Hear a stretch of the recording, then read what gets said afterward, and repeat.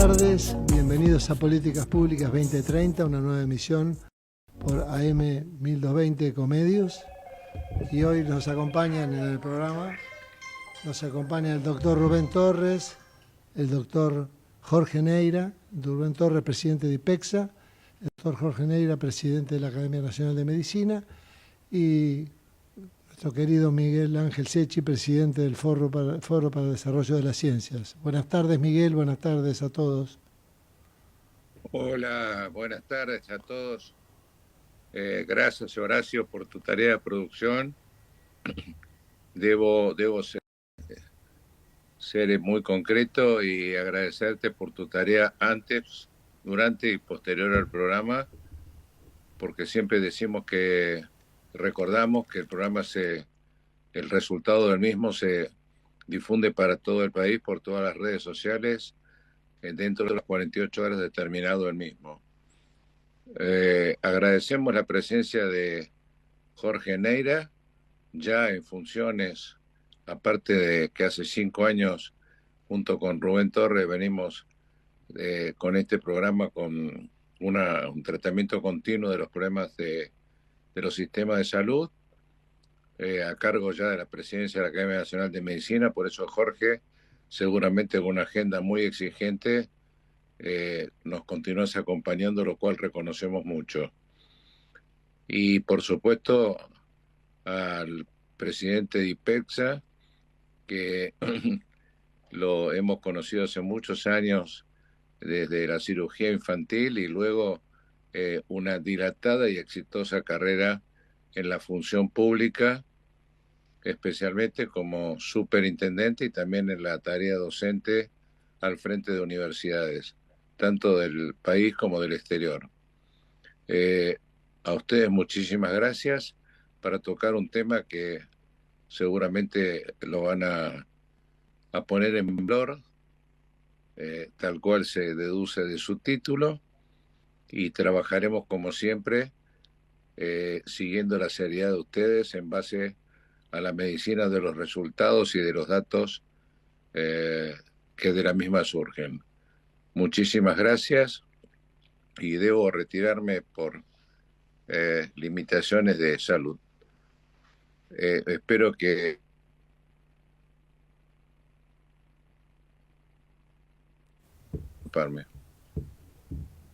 Adelante, Jorge. Muchas gracias, Miguel. Gracias, Miguel. Gracias, Rubén. Bueno, un placer como siempre. Gracias, Horacio. Un placer como siempre tenerte acá. Miguel está con un cuadro gripal, así que le vamos a dar la posibilidad de que descanse un poco. El tema que habíamos pensado para charlar con vos, que ya lo habíamos hablado la vez pasada, era esta nueva versión de medicina basada en valor, ¿no? Atención de la salud basada en valor, que a mí me parece algo que es muy interesante. Nosotros hace unos años que venimos trabajando con un grupo que se llama Choosing Wisely, que es un grupo canadiense que vos seguramente conocés y que en realidad lo que hace es mostrar, digamos, de la medicina basada en la evidencia, que es digamos, que es lo más adecuado, digamos, para tratar a los pacientes, qué cosas sí, qué cosas no, que es algo que todavía no ha tenido, siguen siendo reuniones informativas, ¿no? Todavía no hay una inversión, digamos, en el sistema de salud lo suficientemente grande como para que eso empiece a tener algún valor. Y justamente ahora se hace creo que en el mes de mayo, se hace en la Universidad de El Salvador, digamos, la nueva versión de este año. A veces la hacíamos acá en la academia y se hizo el año pasado en italiano, este año se hace en la Universidad de El Salvador, me parece. La idea es que tiene continuidad, pero todavía no ha tenido la inserción que uno tiene que tener, ¿no? Con respecto al tema a ver, primero me gustaría que para los que no entienden qué es o que no saben qué es la medicina basada en valor, hicieras una pequeña descripción, y después me gustaría que viéramos cuál es la posibilidad que se tiene, digamos, en nuestro país de implementación, porque esto es algo que es muy interesante desde el punto de vista teórico, pero que necesita fundamentalmente de bases de datos confiables, que es uno de los grandes déficits que tenemos en nuestro país. Así que Rubén, me gustaría que empezaras un poco describiendo la medicina basada en valor, y a partir de ahí, digamos, vemos cuáles serían las barreras para su implementación en el corto plazo, ¿no? Hola Jorge, buenas tardes, ¿cómo estás? Bueno, mira, en primer lugar, reforzar lo que acabas de decir respecto a que la expansión de la medicina basada en la evidencia, expresada a través de este emprendimiento que mundial, que es Choosing Wisely. Eh, la expresión más clara de esto en las políticas públicas es la falta de actualización del programa médico obligatorio a la luz Claro, de la medicina basada en evidencia, ¿no? Que claro. eso importaría un cambio radical en el comportamiento del costo del sistema de salud y los resultados del sistema de salud en Argentina. Así que coincido absolutamente con ese tema. Respecto de la medicina basada en valor, a ver, esta medicina basada en valor comprende diversos aspectos. A ver, yo siempre suelo decir que se renombran, y en especial, si es posible, se renombran en inglés porque resulta más Claro. sofisticado, actividades que siempre Tiene debieron más marketing. hacerse en Tiene la más tarea marketing. habitual, ¿no es cierto? A ver, la medicina basada en valor comprende, en primer lugar, una definición de los resultados relevantes para cada condición, en la cual equipos multidisciplinarios tienen que definir qué resultados importan para una condición clínica específica. Esto es un poco lo que se hace en el ejercicio de Choosing Wisely, y esto es lo que técnicamente hoy, como te digo, se renombra en inglés como CROM, Clinician Reported Outcome Measures, en Claro, la cual se habla básicamente de la mortalidad, de las complicaciones, de las readmisiones hospitalarias, del control metabólico, de las tasas de infección. Ahora, estos CROMs son esenciales para definir la medicina basada en el valor, pero son insuficientes por sí solos. Entonces, la medicina basada en valor también requiere de una medición sistemática a lo largo de todo el ciclo de atención de una determinada enfermedad, tomando en cuenta los tiempos, tomando en cuenta los resultados y tomando en cuenta los costos. El tercer paso lo constituye el rediseño de procesos asistenciales, es decir, básicamente definir los procesos, analizar su variabilidad, codiseñar esto con los propios pacientes y estandarizar las decisiones clínicas. Aquí hay otra vez una definición que se hace otra vez en inglés, ¿no? Los PROMs, que serían los Patient Reported Outcome Measures, que tienen que ver con la calidad de vida, con el dolor y la funcionalidad que tiene el paciente, con las limitaciones en la vida diaria. Es decir, que estas medidas de la medicina basada en valor capturan el impacto real de la enfermedad y de los tratamientos sobre el paciente. Los otros son los PREMS, son los Patient Reported Experience Measures, que es la comunicación que los pacientes tienen con el equipo de salud, cuánto participan en las decisiones, cuál es el grado de continuidad asistencial que existe y cuál es la coordinación en esa continuidad de los cuidados. Porque estas experiencias naturalmente se asocian con mejores resultados clínicos. En cuarto lugar, la medicina basada en valor también habla de equipos clínicos que pueden ser organizados por condición. Es decir, pasar de estructuras fragmentadas por especialidad a equipos coordinados alrededor de las necesidades del paciente. Es decir, habla un poco de la multidisciplina en la conformación de los equipos de salud.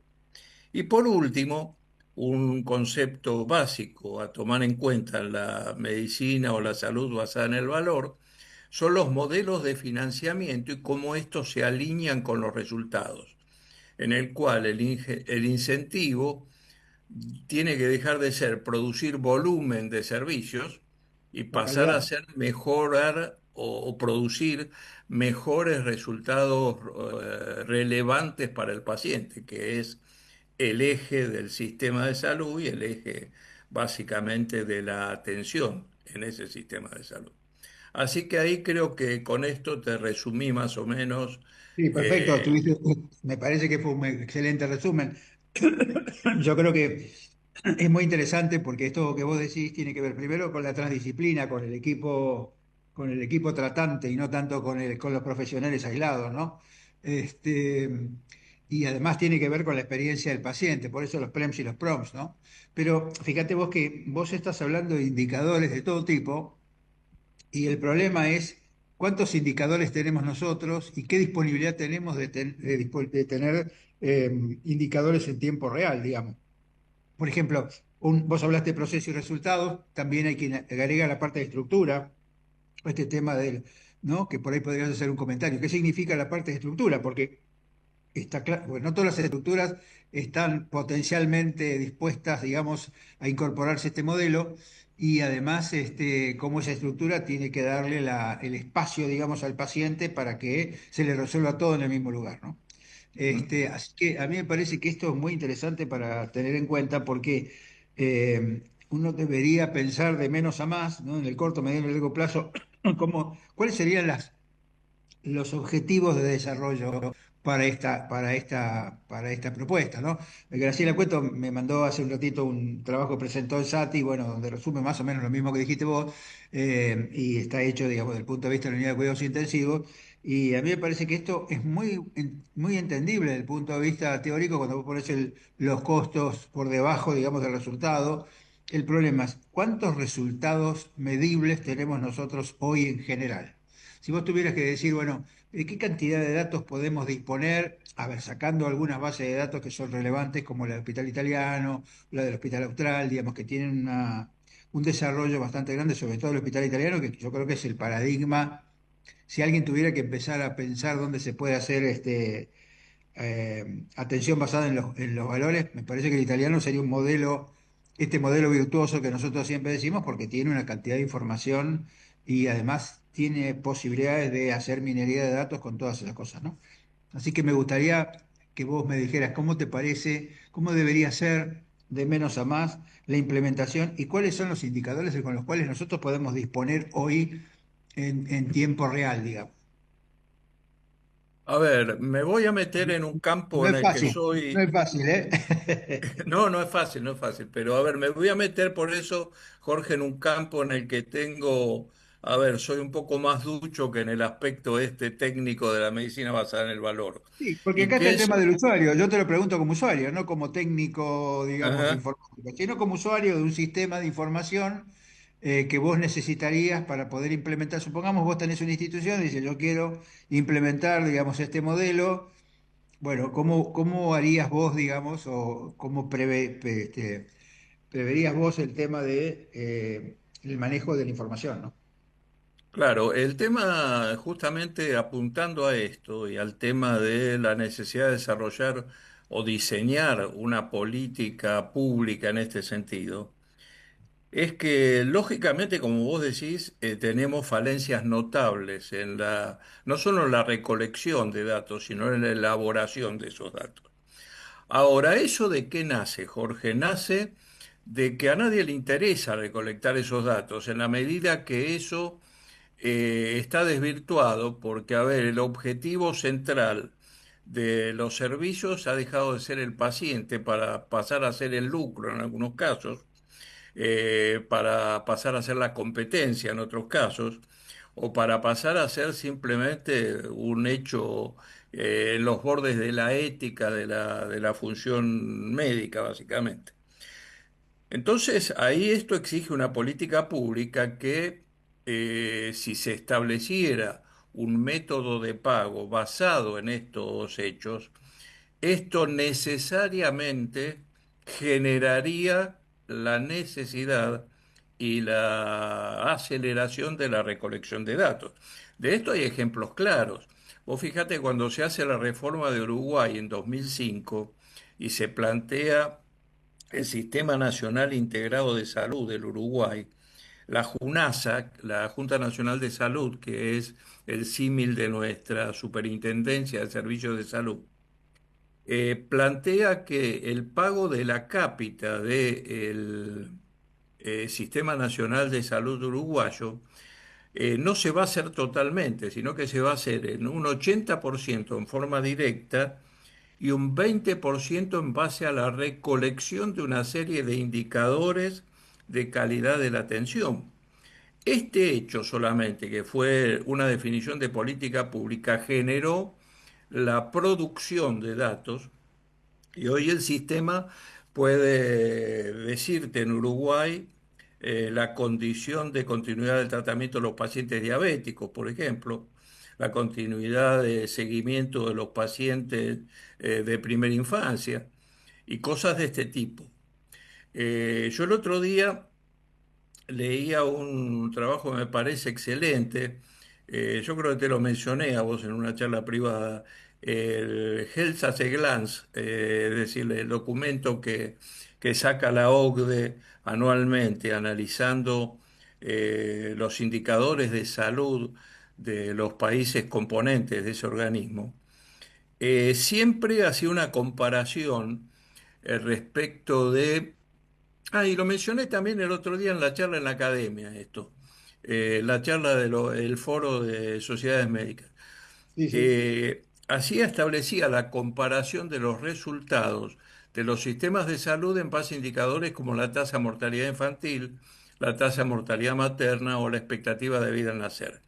Con mucha lógica, después lo reafirmó Fernán cuando hizo comentarios en esa mesa, Sí, diciendo, bueno, miren, a ver, estos tres indicadores dependen del sistema de salud, pero cuidado porque dependen también de determinantes sociales, como obvio, son la claro. educación de los padres, como son el acceso al sistema, etcétera, etcétera. Bueno, los ingresos del hogar.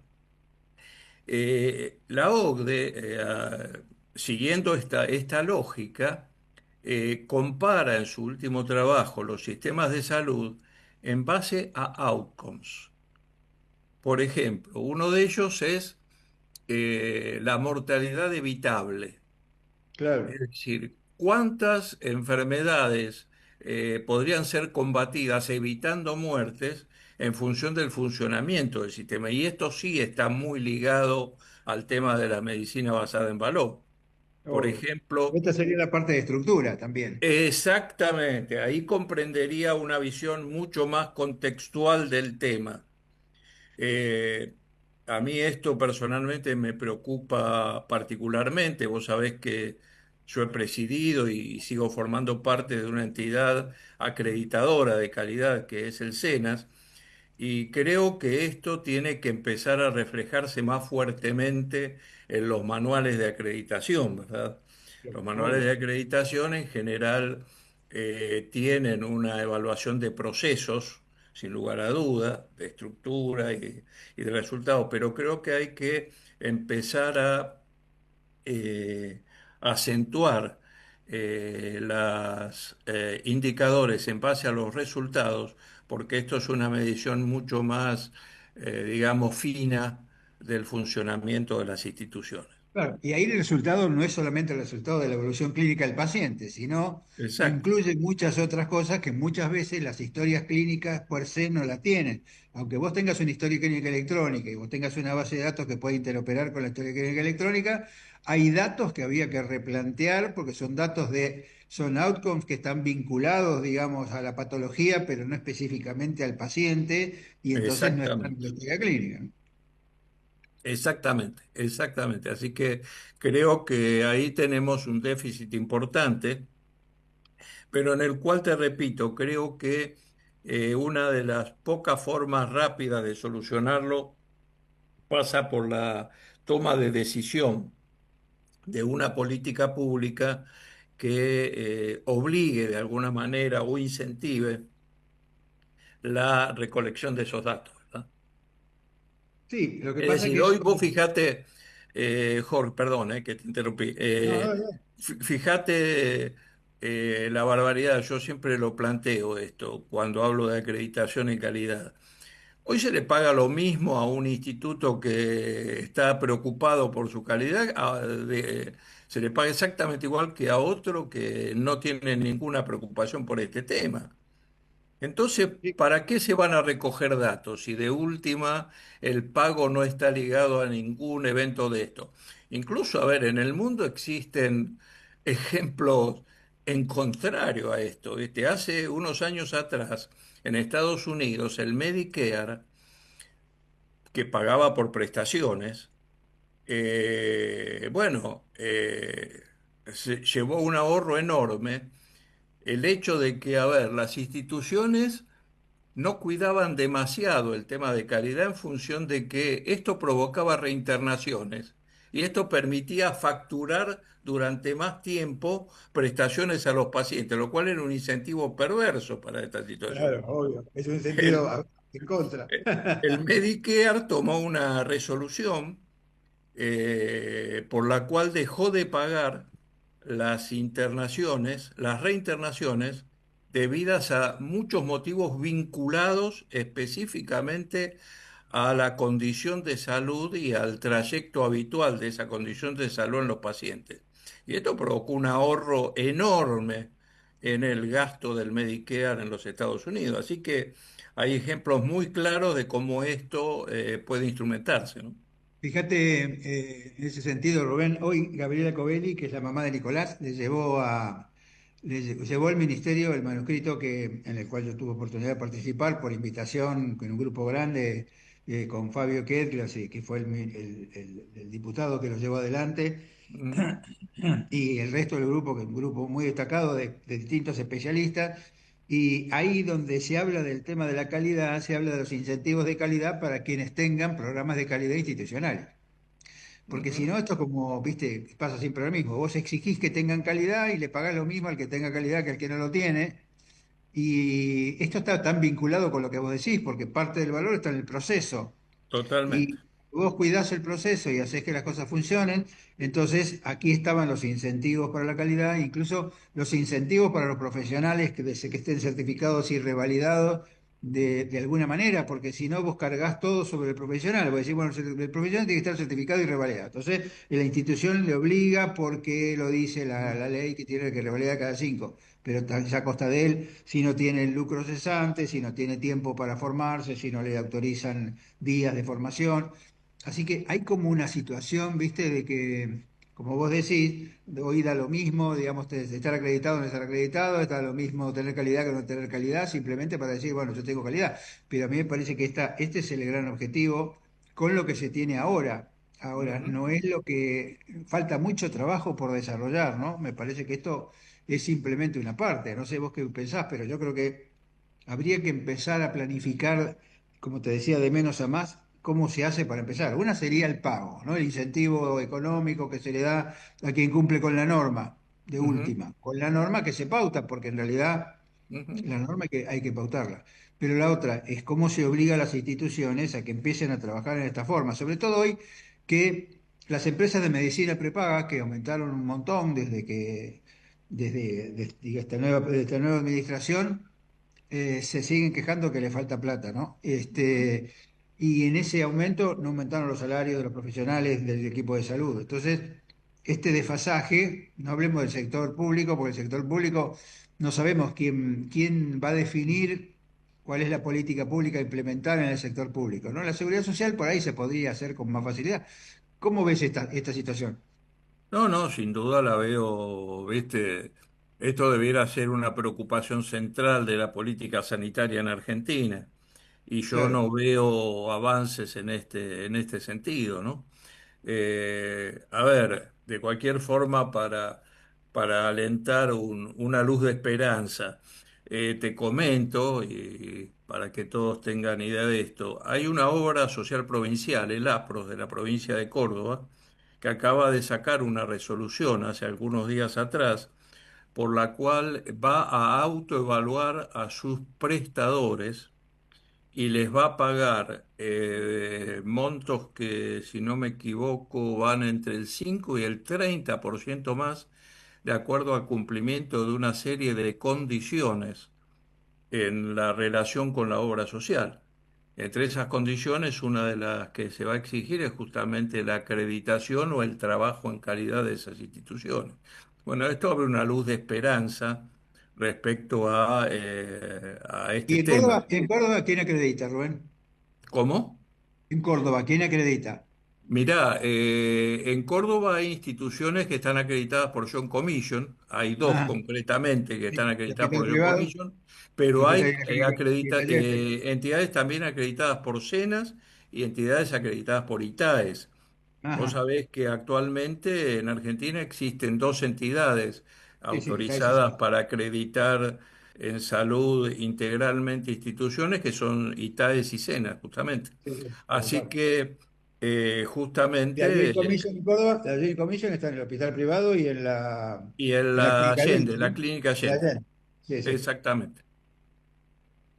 Sí, Así que bueno, a mí me parece que por eso nosotros también insistimos tanto en el tema de la categorización institucional, porque, digamos, yo creo que habría que acreditar las instituciones no globalmente, sino en la categoría de complejidad que tienen. Porque por ahí vos tenés una exactamente, por entidad que tiene supuesto. una mediana complejidad y te resuelve un montón de cosas y eso puede funcionar como acreditación de mediana complejidad y solamente en los de alta complejidad hacer las cosas más relevantes, ¿no? Yo solo, es una cosa Totalmente. que he charlado mucho con Cacho Solati en el INCUCAI, porque ustedes tienen la oportunidad como para hacer este programa en todo el país con respecto a los institutos de trasplante. Digamos, todos los institutos de trasplante son iguales. Yo creo que las complejidades no son las mismas. Entonces, si vos hicieras una categorización por complejidad de los institutos de trasplante, vos podrías un poco definir también la movilidad de los pacientes de acuerdo a la complejidad que necesitan. Porque esto forma Exactamente. parte también del valor, mandar al paciente donde lo tenés que mandar y no mandarlo al que está más cercano. Exactamente, exactamente. Bueno, vos, de cualquier forma, te comento, Jorge, para el caso del SENAS, y pienso que para ITADES es igual, pero para el caso del SENAS, nuestros manuales están diseñados de esta manera. Es Claro, decir, tenemos manuales para instituciones integrales de la máxima complejidad y tenemos manuales también para el primer nivel de atención, por ejemplo, o para claro, sí, instituciones de internación crónica o de claro, cuidados domiciliarios, porque obvio. más allá de cuáles sean las competencias de cada una de estas instituciones, esto implica que aún una institución de mucho menor complejidad guarda las condiciones de calidad necesarias. Sí, porque en realidad vos lo que le asegurás es la calidad en la prestación que tiene que hacer, ¿no? Que tiene que tener calidad Exactamente. total en todas las prestaciones. Nos vamos a, a un cortecito y seguimos charlando de este De tema acuerdo, porque hay cómo no. bastante por delante. Así que nos volvemos a encontrar enseguida, Rubén.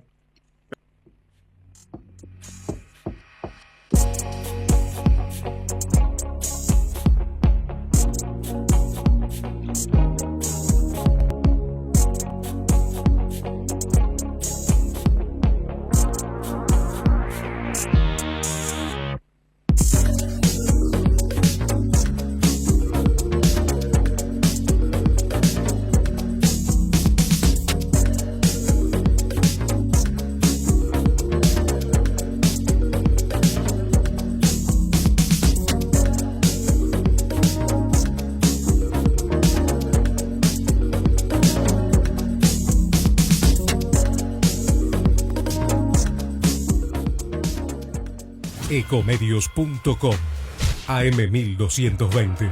Estamos con vos. Estamos en vos. Ahora, visitar Catamarca es más fácil que nunca. Te presentamos Visit Catamarca, la nueva plataforma donde podés planificar tu viaje y comprar paquetes y experiencias directamente de agencias y prestadores. Entra a Visit Catamarca y empezá tu próxima aventura. Catamarca, más que un paisaje, todos. Catamarca, hermosa por naturaleza. Ministerio de Cultura, Turismo y Deporte. Informate en ecomedios.com. Seguinos en TikTok, @ecomedios1220.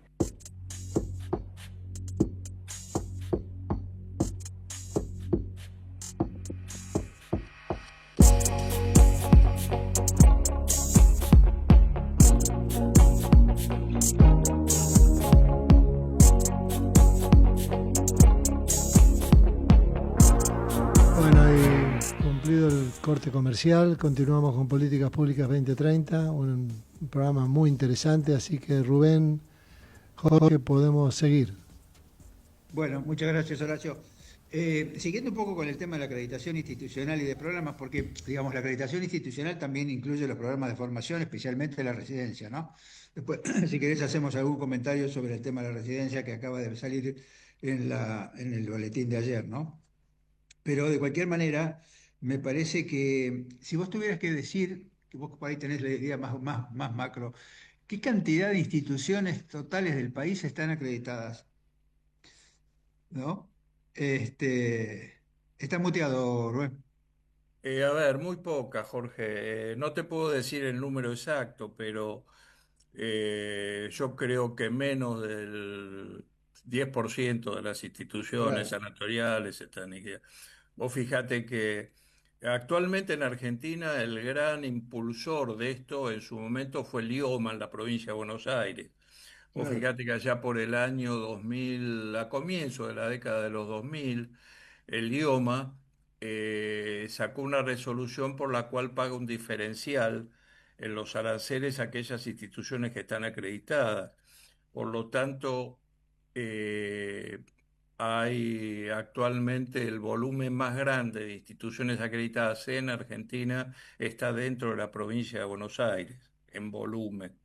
Sí, Cierto es que en el gobierno anterior, en una de las, bueno, para mi gusto, una de las pocas políticas muy importantes que ese gobierno, el área de salud impulsó, estuvo la del área de calidad, sí, que fueron absolutamente. una serie de Comparto políticas. plenamente con vos. Y ahí en ese momento esto despertó un interés muy importante y hay instituciones de otras provincias muy comprometidas trabajando en el tema calidad sin que medie ese incentivo, ¿verdad? Sí, fíjate vos que una Pero, de las cosas, eso es el SINECAS, el Sistema Nacional de exacto. Calidad en Salud, que la verdad que me parece que es bárbaro, que me parece que es yo lo he comentado muchas veces con Claudio, me parece que fue un gran desarrollo que hicieron ahí en Ujú. la Subsecretaría de Calidad, ¿no? Sí, sí, sin duda fue una muy buena política que hoy está un poco, digamos, enlentecida, por decirlo de alguna manera. Sí, sí, sí. Sí, a mí me Eh, parece que este tema, fíjate vos que si vos comparás vos me decís que el 10% de las instituciones están acreditadas, si vos esto lo comparás con el recurso humano, digamos, por así decirlo, que son los profesionales médicos, hay 180.000 médicos en todo el país, más o menos. De esos 180.000 médicos, hay más o menos como un 52% que tienen que tienen que están certificados. Pero eso es ujú, relativo porque si un médico tiene más de una certificación, quiere decir que hay más certificaciones que médicos. Con lo cual, ujú, probablemente con menos una especialidad, tenés más o menos un 45-50%. O sea, la mitad de la población de profesionales ujú, está sin certificar. O sea que no sabemos bien a qué es lo que hacen, ¿no? ujú, Entonces está el tema de sale la nueva ley de seguridad sanitaria y decir, bueno, hay que revalidar cada 5 años. Vos podés revalidar una especialidad y el que no tiene especialidad, que es el 50%, entonces ahí tuvimos una larga discusión con Claudio, con Teresita Iturburu y con Mariano Fernández Lerena ahora, ¿no? Con el tema de la propuesta esta de reglamentación, que es decir, ujú, bueno, a esto tenemos que validarle lo que hacen. ujú. ¿Cómo validás vos lo que hace un profesional que no pertenece a ninguna especialidad? Bueno, entonces decirle, bueno, ¿vos a qué te dedicas? ¿Qué haces vos? ¿Qué atendés? Entonces, a esa gente acercarlo, digamos, a la sociedad científica más cercana, valga la redundancia, para decir, bueno, acá tenés para que hagas esta formación que te va a Ujú, permitir, y, digamos, de alguna manera, acá están las políticas de la sociedad científica, tratar de que esa formación que se va haciendo haga que al quinto año, cuando tiene que revalidar de vuelta, cuando tiene que revalidar la validación, no la certificación, sino la validación, bueno, ya tenga la posibilidad hasta como de presentarse a una especialidad. Pero es un exacto. largo camino por delante porque vos fíjate, 50% de certificados o de especialistas más 10% de acreditados, es un punto de partida complejo, ¿no? No, además esto, a ver, pone para mi gusto en tela de juicio la responsabilidad del Estado respecto al tema del funcionamiento del sistema de salud. A Sí, ver, ¿a qué me refiero? más allá de que creo que se debiera pagar en la condición actual la diferencia entre quienes acreditan y quienes no, sin lugar a duda tendría que haber un piso básico de controles de calidad y de certificación para poder funcionar en el sistema. Porque, a ver, siempre suelo decir, a ninguno de nosotros se nos ocurriría subir un avión que no cumpla con las normativas del IATA. Claro. Ahora, cualquiera de nosotros entra en una clínica en la cual no sabe si realmente existen las condiciones de calidad suficientes para que esa clínica funcione. Porque seamos realistas, hay una habilitación municipal o jurisdiccional, pero que tiene mucho que ver con la estructura física del lugar. Solamente, solamente. Por eso Eh, nosotros hablábamos tanto de lo que decía Massa, Alberto Massa, de lo que era la habilitación categorizante, ¿no? Vos exacto, tendrías que categorizar, habilitarte en una categoría de prestación. Y eso ya exactamente. significa como un cierto nivel de complejidad que vos podés demostrar. Exactamente, exactamente. Y creo que esto es me parece hasta una obligación ética de la autoridad sanitaria el pedir estas condiciones básicas para el funcionamiento, ¿no es cierto? Y Sí, yo y además es, siempre, y yo sí, dale, siempre dale. desde que estuve en la superintendencia intenté esto sin éxito, como suele suceder en la mayoría de las cosas que uno intenta en la función pública. Eh, Vos sabés que para ser prestador de la seguridad social, vos tenés que obtener una certificación de la Superintendencia de Servicios de Salud, el Claro. certificado de prestador, en el cual se exigen una serie de documentación, en algunos casos hasta absurda, te diría, cuando la condición tal vez fundamental para acceder a esa acreditación debiera ser justamente la acreditación del instituto, ¿viste? Claro, pero fíjate vos que es interesante lo que decís, porque la acreditación del instituto requiere además la certificación y la revalidación de los profesionales, Por porque tan supuesto. importante para acreditar un instituto es la estructura que vos tengas, los Ujú. procesos que vos uses y la certificación y la revalidación de los Totalmente, profesionales. totalmente. Sí, sí. Y a mí me parece que si no se toman como cosas separadas, por eso que yo siempre insistía, ¿quién tiene que acreditar, no? Está bien que haya instituciones externas, por supuesto las instituciones de acreditación siempre tienen que ser externas, pero el Estado debería tener, a mi juicio, corregirme porque sabe más y que tiene más que ver con la función pública de ese nivel, el Estado debería pautar cuál es la normativa para la acreditación, digamos, en base a qué se va a hacer la acreditación institucional. Porque está bien que el Estado, no digo que el Estado acredite, pero sí el Estado por lo menos debería tener la normativa, ¿no? Yo decía, el Ujú, Estado debería tener todas las normas de la sociedad científica, de lo que significan la categorización de los servicios, más ujú, todas las, ¿no? Con indicadores, más ujú. todas esas cosas que son las que deberían tener todas las empresas que acrediten, porque esas empresas que acreditan de alguna manera están tercerizando, pero alguien tiene que normatizar. Esto es lo mismo que la Agencia de Evaluación de Tecnología, como hablamos siempre, ¿no? Que el otro día se planteó, bueno, pero no nos pongamos a hablar de la Agencia de Evaluación de Tecnología a nivel nacional, sino de cada una de las jurisdicciones. La Ujú. sensación que yo tengo es que entonces vamos a tener 24 agencias de evaluación de tecnología y hay que ver si las 24 agencias de evaluación de tecnología piensan de la misma manera. Porque si vos Exactamente. siempre vas a tener que tener una transversalidad para decir, bueno, este es el piso, esto es lo que tenemos que hacer. No Ujú. sé vos qué opinás en este sentido. No, estoy de acuerdo y creo que recién hablábamos del Cineca justamente. Creo que en Sí, este aspecto el Cineca tuvo una claro. actividad relevante porque, a ver, a las dos instituciones, me refiero a Aritaz y a Cenas, que fuimos aceptados como acreditadores, escriptos, se nos exigió una serie de cosas que hacen a esta lógica, ¿no? Es decir, se revisaron nuestros manuales, se revisaron los skills, digamos, de los acreditadores que tiene a cada una de las instituciones. Y creo que coincido absolutamente con vos, ¿no? Que esto debiera ser así, ¿verdad? Porque, a ver, Fíjate, yo a veces veo por ahí, y sin quitarle valor, porque lo tiene y es muy amplio, que las instituciones acreditan por ISO, por ejemplo, o por sí, IRAN o por alguna medida de estas, que me parece claro. valiosísimo, te aclaro, me parece que tienen una serie de indicadores muy importantes. Ahora, esto no completa No, claro. el contexto del sistema de salud, que tiene condiciones diferentes. Pero además la norma ISO, la norma IRAN es acreditadora de proceso, independiente de Exactamente, para qué sirve el exactamente. proceso.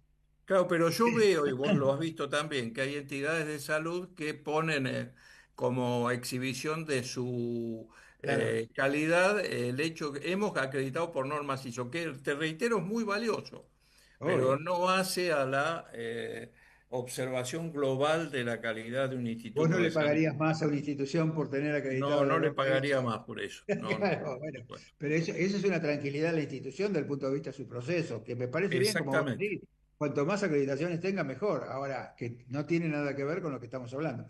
Y una cosa que te quería decir, justamente que me llamó la atención, ayer salió una nota sobre Mendoza, viste que Mendoza está importando medicación Sí. y está diciendo que bajó los costos de las enfermedades, de los medicamentos antineoplásicos y que tiene esto sería un modelo interesante para ver qué es lo que le pasó a la gente, ¿no? Ujú. ¿Vos qué Sí, por opinás de eso? supuesto, sin lugar a dudas. Porque, Ah, digamos, que hay disminución de los costos, puede ser, pero acá justamente el tema del valor es ver resultado versus costo. Y el costo lo tenemos exactamente, claro, sí, y sí. y el resultado, No, no, sin duda. El otro día yo tuve la oportunidad de hablar para hacerles llegar una felicitación justamente al ministro de Mendoza por un tema que tiene relación con esto, ¿no? Mendoza acaba de cerrar cerrar no, transformar una maternidad del área periférica de la ciudad de Mendoza y la transformó en un centro de salud mental. Lo cual tiene lógica a la vista de la transición epidemiológica y demográfica que estamos realizando, ¿no es cierto? claro, sí, Bueno, el ministro sufrió críticas muy duras respecto de esto, pero creo que tiene una lógica desde esta perspectiva.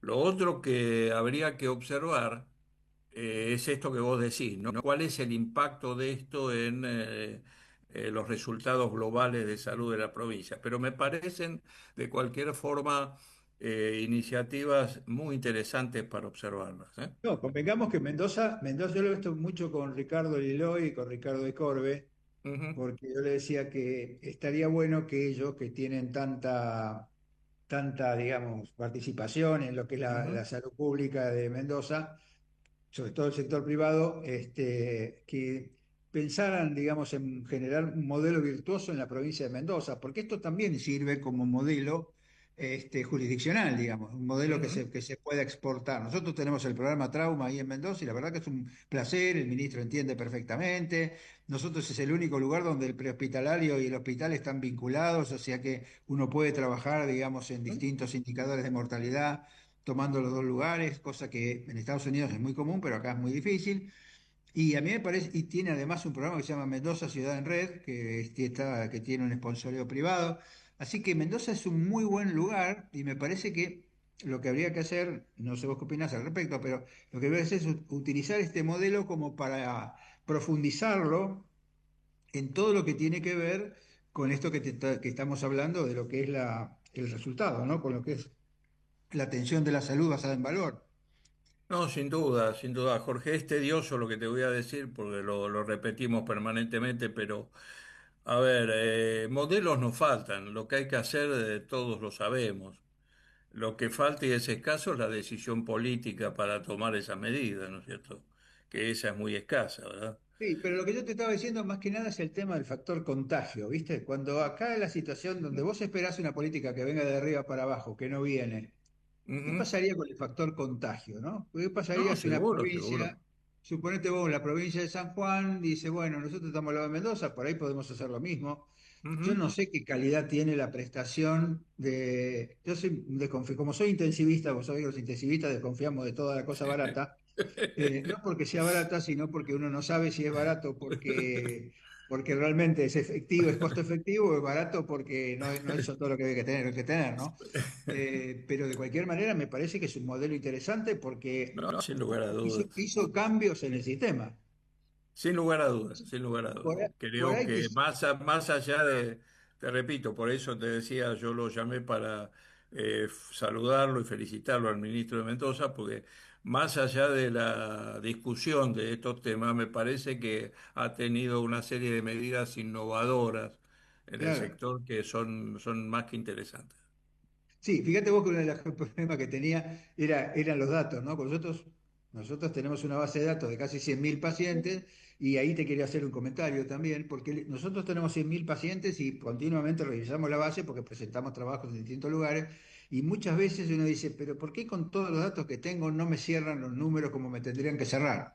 ¿No? Ujú. Así que con esto voy a dos cosas, ¿no? Que te quería preguntar. Uno es que la base de datos no te asegura total y absoluta calidad de información. Mirá que nosotros Mm. tenemos datos que son prospectivos, que están estandarizados, pero a veces faltan algunos que no se ponen, y entonces cuando vos empezás a buscar te das cuenta que ¿por qué tenés estos pacientes? Por ahí no entraron todos los pacientes, de la Ujú. población que vos creés que es el 100% y ahí empieza el tema del case mix, justo lo que te metieron tiene un sesgo especial. O sea que tener una base de datos grande como tenemos nosotros no te asegura tener una calidad total de información. O sea que tenés que seguir trabajando sobre el tema de la información. Y lo segundo es que la gente cree que la inteligencia artificial resuelve todo. Y acá viene No. la pregunta a vos. ¿No te parece que está como sobredimensionada la utilidad de la inteligencia artificial en nuestro momento, digamos? No estoy hablando de a nivel internacional y, digamos, en los lugares muy desarrollados. En nuestro país. No está como que la inteligencia artificial es que es capaz de hacer cualquier cosa, pero nosotros no tenemos necesidades básicas insatisfechas en el sector informático, no porque no tengamos fierro, sino porque no tenemos estructura de informática. Sí, coincido absolutamente. Además, a ver, la inteligencia artificial se nutre básicamente de la inteligencia humana, ¿no? Y de la calidad Claro. de la inteligencia humana que la genera o ayuda a generarla. Así Que que, la diseña, sin, claro, que la sin diseña. lugar a dudas, coincido con vos en que nosotros estamos en otra etapa en la cual la inteligencia artificial puede ser una herramienta útil para algunos aspectos, pero que no resulta para mi visión la solución a los problemas centrales del sistema, ¿no? Claro, lo que uno debería tener, digamos, y sí, mira, nosotros estamos pensando, yo hace rato que estamos viendo cómo podemos hacer algunos desarrollos acá en la academia. Nosotros tenemos el Instituto de Investigaciones Epidemiológicas, donde estuvo Ujú. Abraham Sonis, digamos, un lugar de bastante desarrollo. Estuvo Chuit en un momento, Roberto Chuit, que había sido ministro de Salud Sí, sí, me acuerdo, me acuerdo. de Córdoba. Y ahora nosotros estamos con algunos desarrollos, sobre todo en el tema basados en la población, una serie de cosas. Bueno, vos sabés que entró a la academia Fernán Quirós, así que para nosotros es un activo importante, como decimos nosotros, porque Totalmente, totalmente. aporta un montón de cosas y estamos trabajando con él en el diseño, digamos.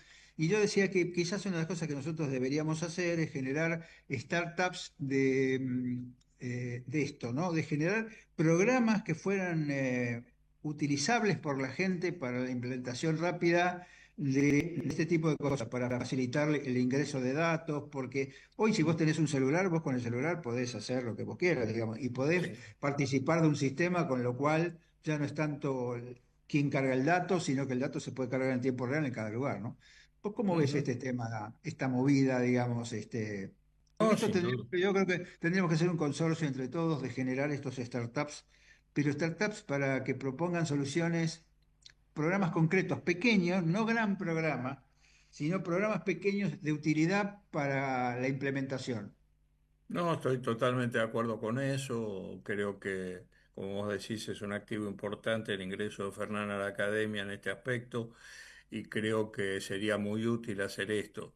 De cualquier forma, yo soy un poco más escéptico que vos, Jorge, en el sentido de la llegada de estas motivaciones que vienen desde abajo para impulsar cambios en la política, ¿no? Creo que lamentablemente el sistema está tan, a ver, voy a usar una vieja palabra, percudido por intereses Sí, económicos que hace que muchas de estas iniciativas que puedan atentar contra esos intereses no son aceptadas, ¿no es cierto? Es decir, a ver, un señor que tiene una institución con la cual gana dinero sin preocuparse demasiado por alguno de estos aspectos, en el momento en que le empiecen a medir el aceite, digamos. Esto le generaría una preocupación importante, ¿verdad? Entonces creo que esto es uno de los temas, me parece, centrales. Cuando yo a veces hablo de esa mesa de discusión a la cual hay que sentarse, me parece que este es uno de los temas con el cual hay que sentarse a la mesa con esta prescripción, ¿no? Decir, bueno, a ver, yo estoy dispuesto a aceptar eh, alguna de estas mediciones que pueden modificar mis condiciones, a ver, de ganancia en términos económicos o de mejora en términos de otro tipo, ¿verdad? Porque de última esas no son eh, a ver, no son los objetivos finales del sistema de salud. El objetivo final del sistema de salud es mejorar la calidad de vida de los ciudadanos y mejorar las condiciones de salud de la población, ¿no? Y esto es lo que debiera estar por sobre cualquier otra discusión. Sí, claro. Y la otra cosa que vos dijiste al principio, cuando recién empezabas, es hablar del tema de las condiciones sociales de la gente, ¿no? Las condiciones de vida, que eso es un marcador, eso ya lo decía Carrillo, ¿no? Frente a Ujú. las enfermedades que produce la miseria y la pobreza, los microbios son unas pobres causas. ¿Cómo se mide, digamos, el impacto socioeconómico en esto de la medicina basada en valor? ¿Cuáles serían los indicadores que vos tendrías que tener en cuenta? ¿Es el lugar donde vive, la característica que tiene, el grado de escolaridad? ¿Qué es lo que se debería incorporar? Porque esto es algo que mira, esto como nosotros la historia clínica que tenemos, la historia clínica de trauma tiene 120 campos, ¿no? Que no usamos los 120 porque hay algunos que los tenemos puestos porque, bueno, en algún momento se discutieron y los tenemos en stand-by. Lo podemos activar cuando sea, pero en general utilizamos un poco menos de campos. Pero cuando vos usás una base de datos con mucho campo, después nadie la llena. Ujú, Y hay algunos campos que se consideran innecesarios porque para el que lo hace no es relevante si no entiende que es relevante, ¿no? ujú. Entonces, ¿vos cómo ves este tema de los indicadores? ¿Cómo agregar estos indicadores? ¿Habría que agregarlos a la historia clínica electrónica? ¿Habría Mira, yo que pienso que en una primera etapa habría que agregarlo, ¿no? Porque esto sería a ver, un indicador decisivo para fomentar o desalentar determinadas políticas públicas en el campo social, básicamente, ¿no? claro, A ver, yo te doy un ejemplo. Hace algunos años nosotros hicimos un estudio sobre las condiciones del cáncer de mama en la Argentina. Y sí, me acuerdo. descubrimos que en el sector público había casi el doble de mujeres que llegaban en un estadio avanzado que aquellas Me que eran acuerdo. atendidas en el sector privado. Sí, me Y acuerdo las dos correcto. condiciones que alegaron las mujeres que llegaban tardíamente en el sector público era que o no obtenían autorización en su trabajo para ir a hacerse los estudios, o porque no tenían con quién dejar a sus chicos Claro. para ir a hacerse esos estudios.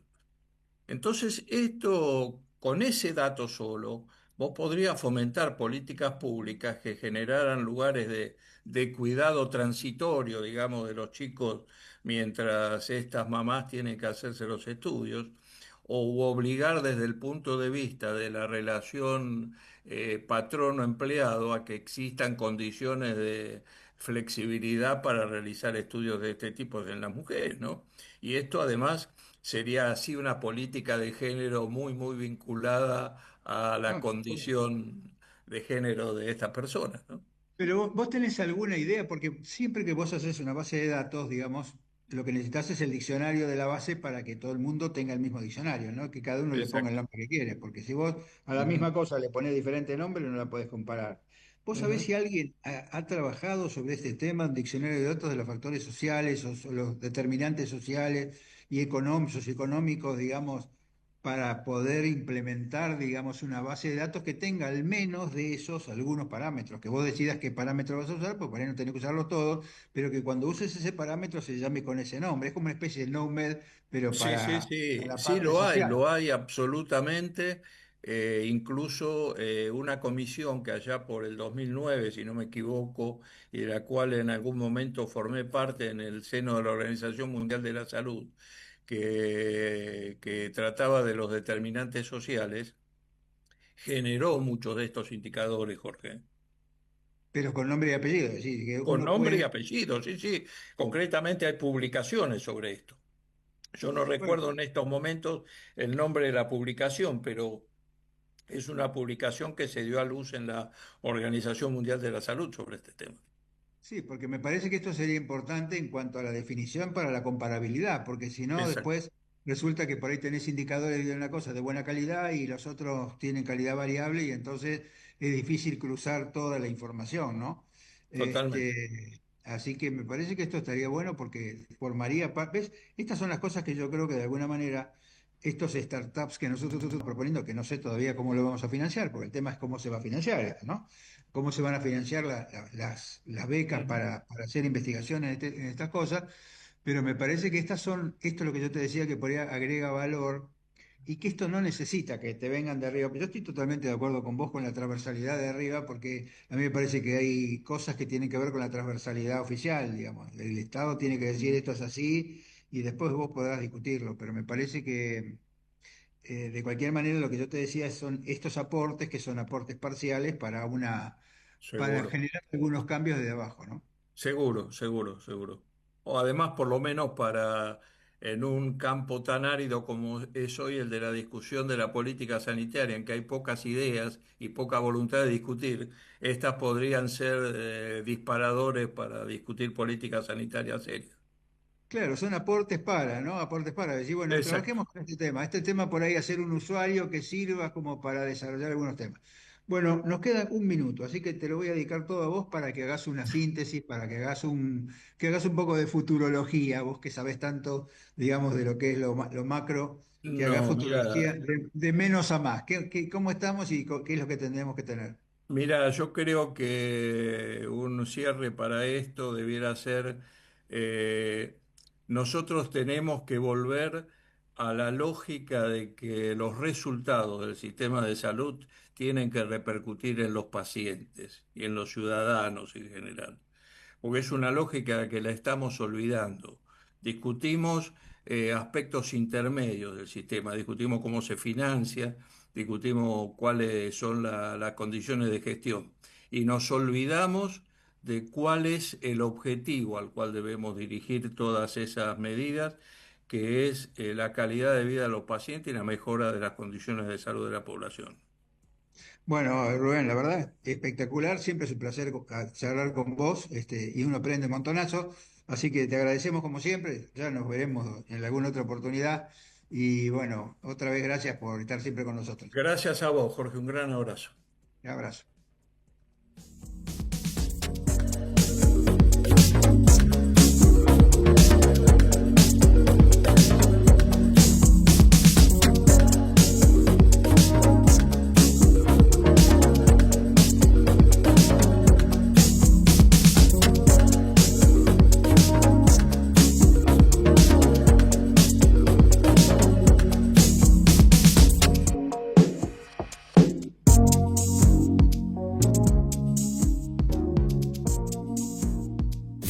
Desde Buenos Aires, transmite LRI 224, AM 1220, Ecomedios.